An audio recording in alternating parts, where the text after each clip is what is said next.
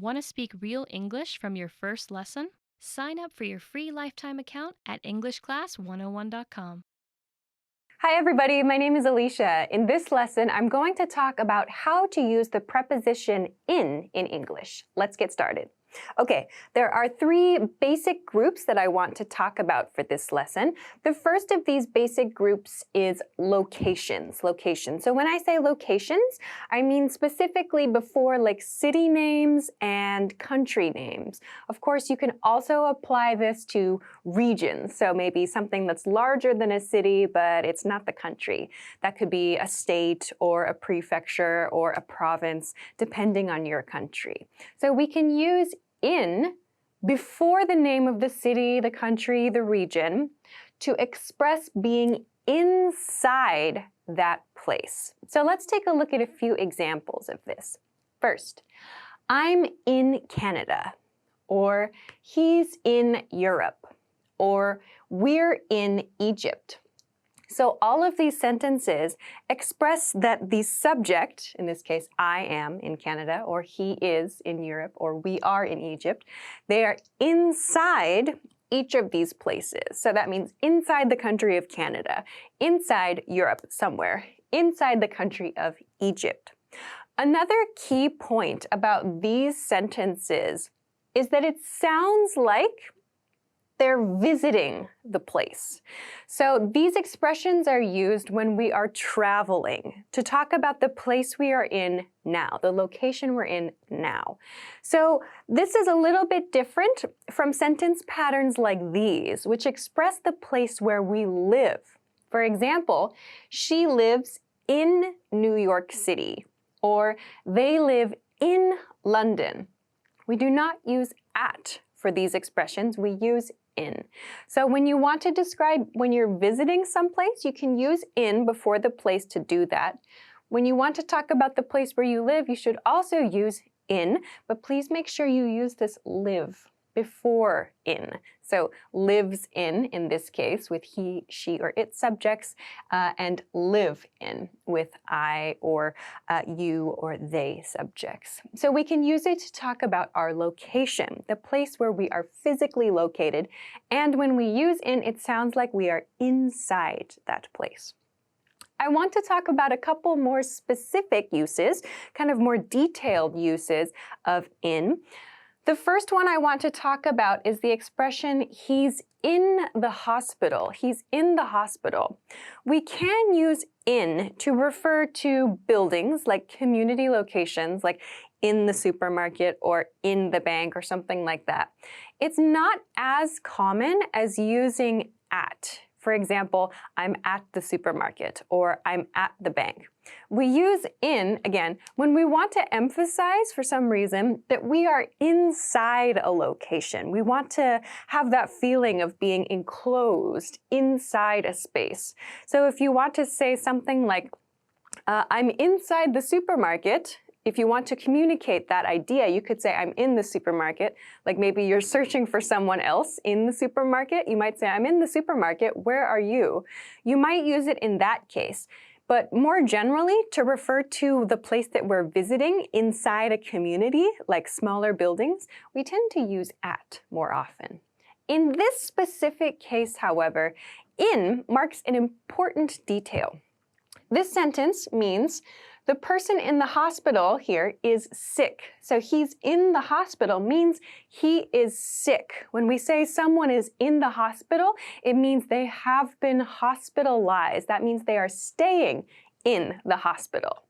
Please note that when we use at in this sentence, like he's at the hospital, it just means the person is visiting the hospital. So if I say, I'm at the hospital right now, it would mean I'm visiting someone in the hospital, or I have a checkup or an appointment with a doctor. It's like I'm there for a short time. If you say, I'm in the hospital, it sounds like you are very sick or you need some extended treatment. So please keep this difference in mind between at and in with this expression. Another one that's very common is this expression, I'm in a meeting. I'm in a meeting. Here, the meeting is happening now. and the person who is speaking is participating. So we always use the expression I'm in a meeting. We don't say I'm at a meeting really.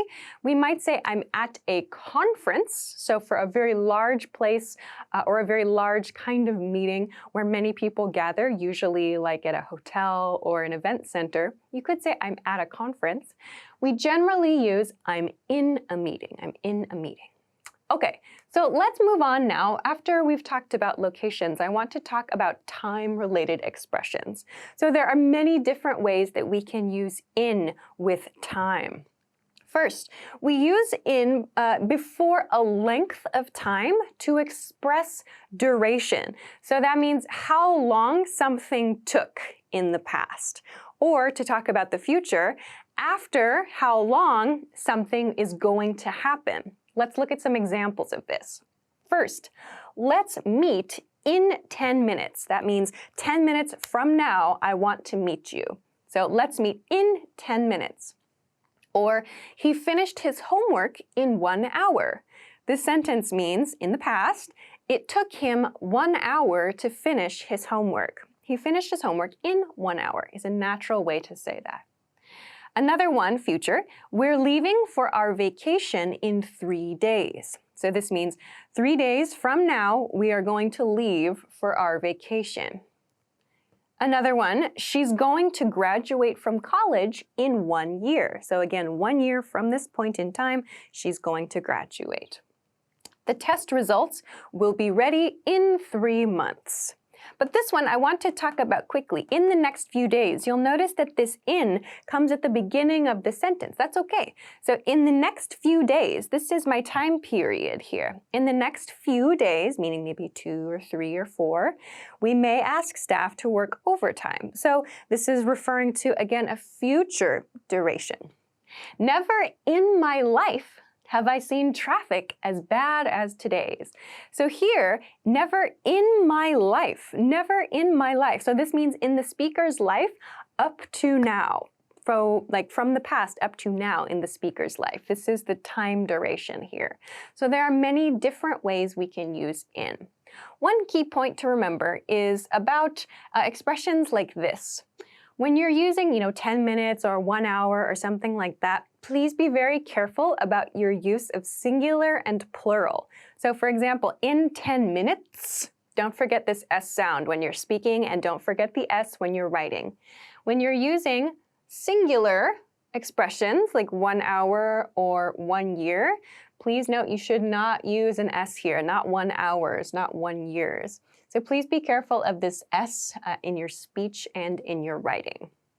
The next point I want to talk about with time-related expressions is using in to express the seasons or when you're expressing seasons, years, months, and decades. By decades, I mean 10 years at a time. A decade is a 10-year time period. So let's look at some examples of this. I'm going to Mexico in summer. So in comes before the season here. We could use it in autumn or in spring or in winter as well. I love hot soup in winter. So again, in comes before the season. This example sentence uses a decade. What was your fashion like in the 1990s?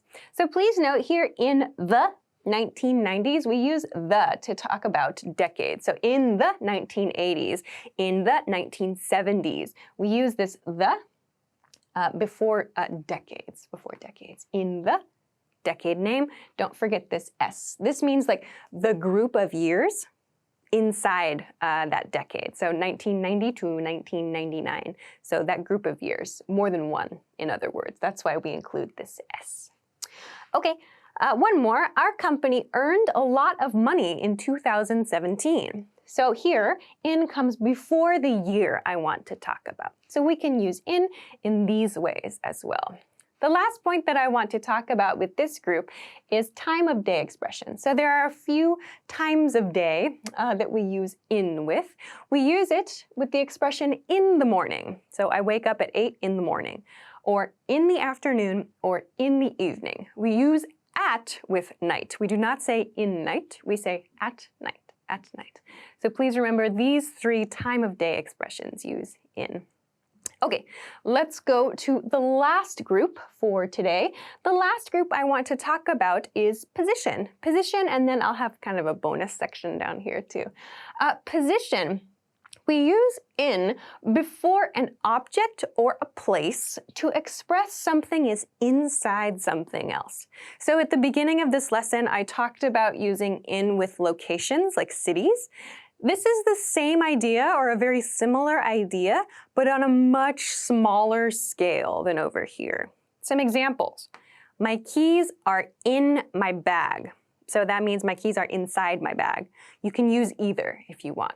But in is shorter, so it's a little more efficient to say and to write. We're in a cave. We're in a cave. So maybe you can post this as a caption to like a hiking picture or something. We're in a cave. Again, means we are inside a cave. Or, I found $20 in my pocket.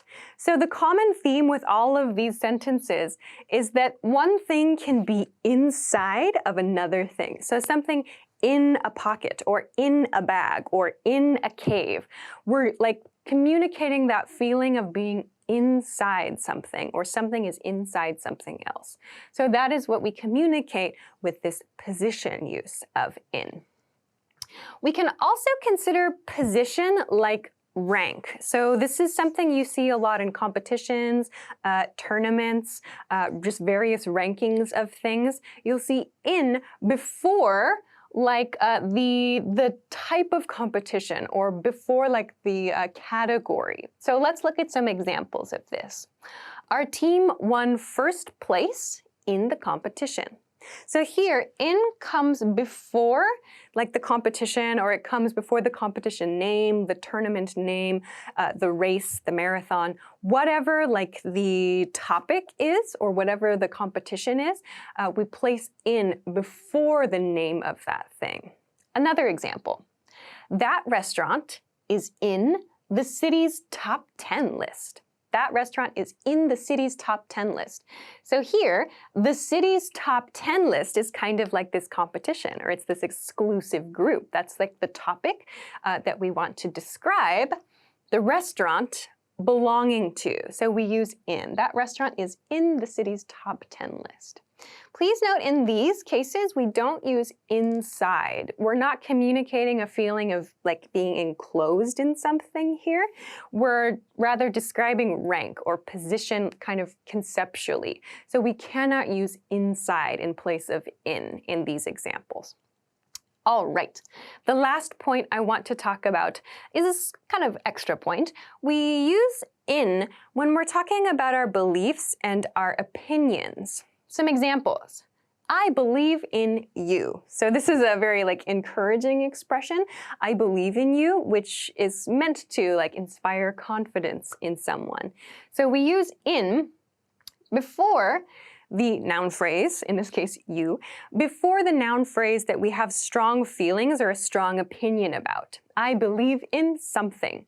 Another example, we believe in a healthy work-life balance for all employees. So that means we have strong positive opinions about this topic for all employees. So you will see believe in noun phrase as kind of a set pattern. So these are all the topics I want to talk about for this lesson.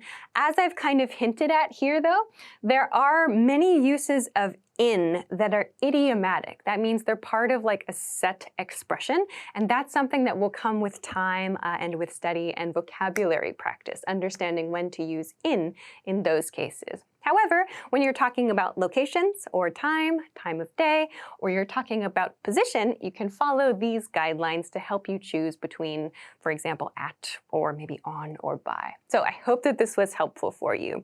If you have any questions or comments, or if you want to practice making some example sentences with this information, please feel free to do so in the comment section of this video.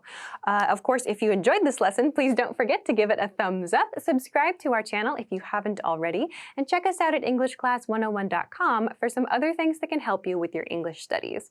Thanks very much for watching this lesson, and I will see you again soon. Bye-bye. Want to speed up your language learning?